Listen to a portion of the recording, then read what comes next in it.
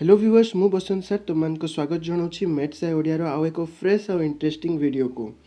आज आम पढ़ा the solitary reaper by William Wordsworth. यहाँ तुम नुआ चैप्टर इंग्लिश रे आसी जोटा रिसेंटली। तो वीडियो जदि पसंद आसो आपको लाइक कर चैनल को जब एवं सब्सक्राइब करन तो सब्सक्राइब करने को चैनल को भूल ना। तो आउ टाइम वेस्ट न करके चलो स्टार्ट करवा आमर आज पाठ। तो solitary reaper by William Wordsworth. Solitary reaper रो अर्थ कौन? सॉलिटरी मीन्स एकाकी एकाकी बा एकुटिया, लोनली। रिपर अर्थात फसल कटाळे। रिपर अर्थ होची फसल कटाळे। तो द सॉलिटरी रिपर माने एकाकी बा एकुटिया फसल कटाळे। ये गोटे बहुत बढ़िया पोएम लिखिचंती विलियम वर्ड्सवर्थ।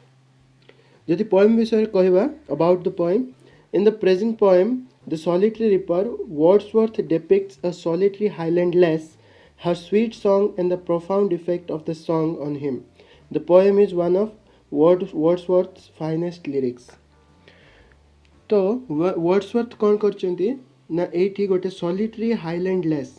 सॉलिटरी अर्थ एकाकी, हाईलैंड लेस रो अर्थ बुझ। हाईलैंड लेस माने जो स्कॉटलैंड रो जो पर्वत अंचल रे पहाड़िया अंचल रे रहुथबा झील।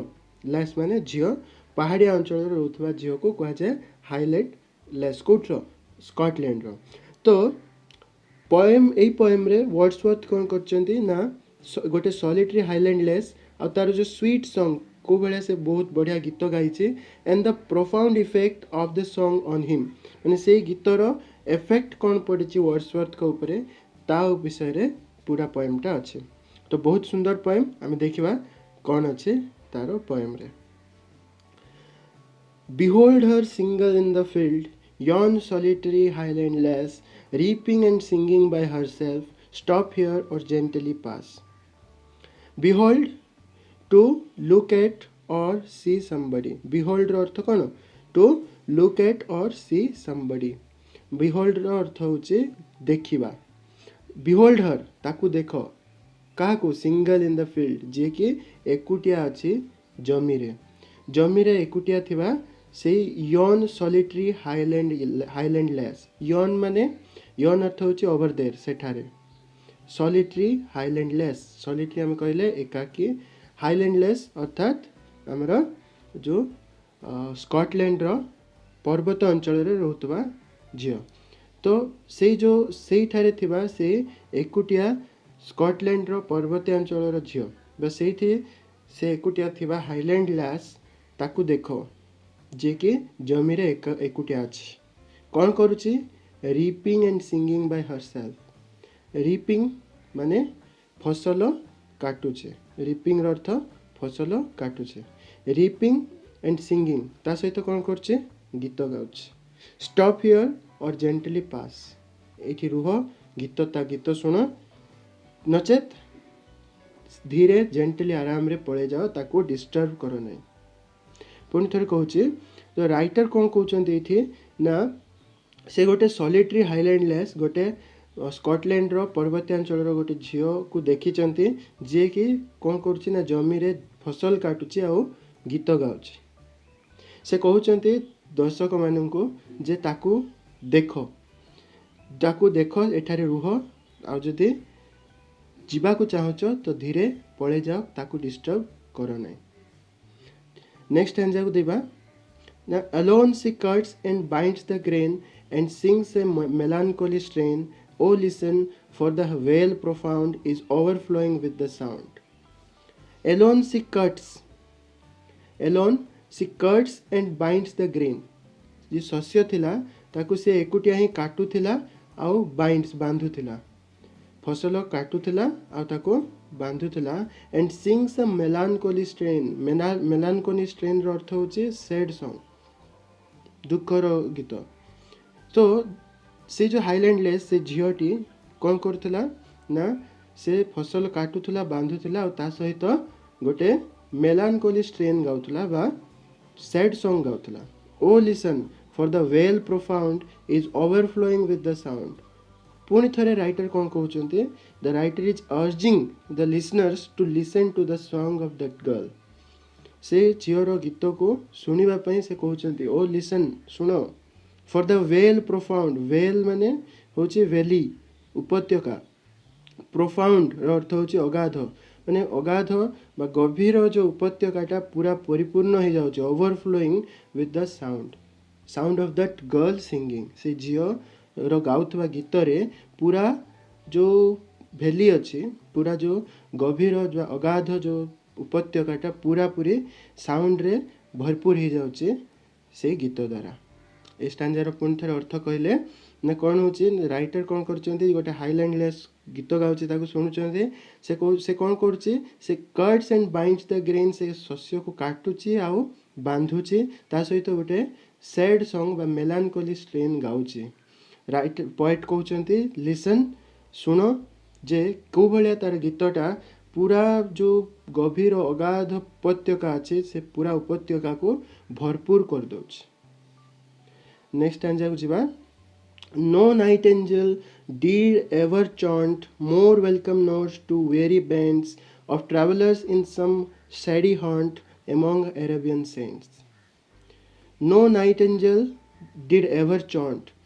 तो नाइटेंजल रो अर्थ होचे गोटे प्रकार पक्षी बुलबुल जोटा कहा जाए नाइटेंजल जे कि बहुत बढ़िया गीत गाए तो नो नाइटेंजल डिड एवर चॉन्ट चॉन्ट मीन्स आमर आछे सिंग गाइबा चांट हाँ गाइबा पोएट कौन करचंती ना नाइटेंजल सहित बुलबुल पक्षी सहित से झीर गीत को कंपेयर करचंती से कहउचंती जेपली नाइटेंजल वेलकम नोट्स गाए to weary bands weary means tired थकी जाइथिबा बैंड माने ग्रुप ऑफ पीपल ठीक अच्छे वेरी बैंड्स माने थकी जाइथिबा लोक मानन को ट्रैवलर्स मान को यात्री मान को जो गोटे सैडी हंट रे माने मरुद्यान रे कोठरो एराबियन सैंड रो बा एराबियन डेजर्ट रो एराबियन जो मरुभूमि अच्छी आरबीय मरुभूमि से जाउथबा जो ट्रैवलर बा जो यात्री माने लोक माने जो माने कि थकी जाई थांती आ गोटे सैडी हंट रे बा हमर जो मरुद्यान रे मरुभूमि मध्य रे जो गोटे गछ थिबो सेठी जेतोले से माने बसंती तांको वेलकम करबा पई तांको कोन तांकर जो थकावट अछि तांकर जो थकी जाइथिबा अछि ताको कोन दूर करबा पई जो नाइट एंजल गीत गाए जो नाइट एंजल वेलकम नोट्स गाए ता सहित कंपेयर करचंती से झीर गीत को सो पुणी थे आपको कहूँ पैराग्राफ को ना कौन हो नाइट एंजल जे भली भाव रे जो वेरी बैंड्स थकी जाइथिबा यात्री मानू को आरबीय मरुभूमि जो मरुद्यान रे तांक पई वेलकम नोट गाए ठीक से भली से मध्य एते सुंदर गीत गाई नथिबो no nightingale did ever chaunt माने सी नाइट एंगल मध्य एई प्रकार गीत केबे गाई नथिबो जोटा कि झियोटा गाउछ नेक्स्ट स्टैंजा को देखिबा a voice so thrilling never was heard in spring time from the cuckoo bird breaking the silence of the seas among the farthest Hebrides छे दीटा वर्ड अछि थ्रिलिंग थ्रिलिंग रो अर्थ होछि रोमांचकर आउ फारदेस्ट हेब्रिड माने ये होछि गोटे most remote group of islands लाई to the north west of Scotland माने स्कॉटलैंड रो उत्तर पश्चिम दिगरे जो गोटे किछि आइलैंड्स अछि जोठी कि लोक जानती नहीं प्राय तो साइलेंट थाए सेटा तो a voice so thrilling never was heard in spring time from the cuckoo bird तो आ पूर्व पैराग्राफ रे से झियर गीत को से बुलबुल बा नाइट एंजल रो गीत सहित कंपेयर कले and in this stanza the poet is comparing the song of that girl with the cuckoo bird कोइली सहित तुलना करचंते जे कि बसंत ऋतुर आगमन रो संकेत दिए निजर गीत गायके नो ए वॉइस सो थ्रिलिंग एते रोमांचकर वॉइस एते रोमांचकर गीत केबे भी कुको बर्ड गाई नहीं स्प्रिंग सीजन रे बसंत ऋतु रे breaking the silence of the seas among the farthest Hebrides तो फारदेस्ट हेब्रिड कथा कहले जे गोटे जो आइलैंड अच्छी निर्जन आइलैंड सो नीरव आइलैंड से नीरव आइलैंड रो जो समुद्र रो नीरवता को भांगिकी जो कुको बर्ड्स गीत गाए जो कोइली गीत गाए से मध्य एते रोमांचकर गीत केबे भी गाई नहीं आउ थरे कहूँ से पोएट कौन करचंती इठी ना कुको बर्ड सहित ताको कंपेयर करचंती कोइली सहित जे कोइली जो हमरो हेब्रिड रे फारदेस्ट हेब्रिड रे दूर रे थिबा हेब्रिड आइलैंड रे ସେଇଠି जो से समुद्रर जो नीरवता अच्छी ताकू भांगी दिए बसंत ऋतुर आगमन सी मध्य एते रोमांचकर गीत गाए नहीं जोटा कि झील गाउछ। नेक्स्ट स्टैंजा अच्छी will no one tell me what she sings perhaps the plaintive numbers flow for old unhappy far off things and battle long ago. ये गोटे वर्ड अच्छी प्लेनेटिव नंबर्स तार अर्थ होची सैड म्यूजिक। ठीक अच्छे प्लेनेटिव नंबर्स माने sad music. तो ये कहते poet will no one tell me what she sings कौन मत किए कहबनी से कौन गाउची। That means the writer is not able to understand the language of that girl. से झील जो लोकल लैंग्वेज रे गाउथिबा तेणुक राइटर कौन कर भाषा को तार जो वर्ड्स अच्छी तार मीनिंग बुझी पारना किंतु ताको गीतटा बहुत भल लगुचे। आउ ए पोएम रे से गोटे मेसेज भी आसुचे जे music is above any language. सबू लैंग्वेज बैरियर रो बाहर म्यूजिक। तो म्यूजिक तुमको भल लगी पारे तुम लैंग्वेज जानो कि न जान। सेमती will no one tell me what she sings किए मत कौन मत किए कहबनी से कौन गीत गाउचे से कौन से लिरिक्स रो अर्थ कौन। Perhaps the plaintiff numbers flow बोध हुए से अनुमान करचंती जे बोध हुए द प्लेंटिव नंबर्स फ्लो माने से जो सैड गीत से गाउची कार पई for old unhappy far off things से बोध हुए पुराना बा आगर जिनसर कथा मने को पकेकी पुराना दिन कथा मने पकेकी दुख रे गाउची किंबा से फार ऑफ थिंग्स बहुत दूर रे थिबा को जिनस कथा मने पकेकी गाउची किंबा से गोटे कौन सी बैटल लॉन्ग एगो माने बहुत दिन पूर्वर कौन सी युद्ध गीत गाउचे युद्ध समय रे जीवा समय रे योद्धा माने जो गीत गाते से टाइप रो गीत कौन गाउचे। तो राइटर जेहेतु तार लिरिक्स बुझी पारना से कौन कहते अनुमान कर बोध हुए सी पुराना दिनर कथा मन पकईकि दुख गीत गाउची किंबा दूर रे थिबा कौन व्यक्ति को मन पकईकि गीत गाउची किंबा कौन युद्ध जोटा कि पुराना युद्ध कथा मन पकईकि गाउची। नेक्स्ट स्टैंजा कौन अच्छे देखा or is it some more humble lay familiar matter of today some natural sorrow loss or pain that has been and may be again. तो हम्बल ले अर्थ हूँ ऑर्डिनरी सॉन्ग बा साधारण गीत से राइटर जे जोटा फास्ट माने लास्ट स्टैंजा कहले जे यहाँ पुराना दिन कथा मन पकईकि किंबा युद्ध कथा मन पकईकि सी गाउचे तापर से कहते जे एमती भी हो पारे is it some more humble lay माने कौन साधारण गीत दैनंदिन जीवन फैमिलियर मैटर ऑफ टुडे माने दैनंदिन जीवन जो कथा अच्छे ताकू धरिकी मध्य से गीतटा हो पारे। सम नेचुरल स्वर कौन स्वाभाविक दुख किंबा कौन हरई जाइथिबार दुख किंबा कौन कष्टर दैनंदिन जीवन बा दैनंदिन जीवन जो दुख कष्ट अच्छे ताकूपर से गीत बोध हुए गाउचे। That has been and may be again सेटा होची आगु को भी होथबो जोटा कि सब बेलर चिरंतन सत्य मृत्यु पई ही पारे किंबा कौन दुख कष्ट दैनंदिन जीवन ताकू मन पकईकि मध्य से गाउचे बोधे। Whatever the theme the maiden sang, as if her song could have no ending, I saw her singing at her work and over the sickle bending. Maiden रो अर्थ होची किशोरी।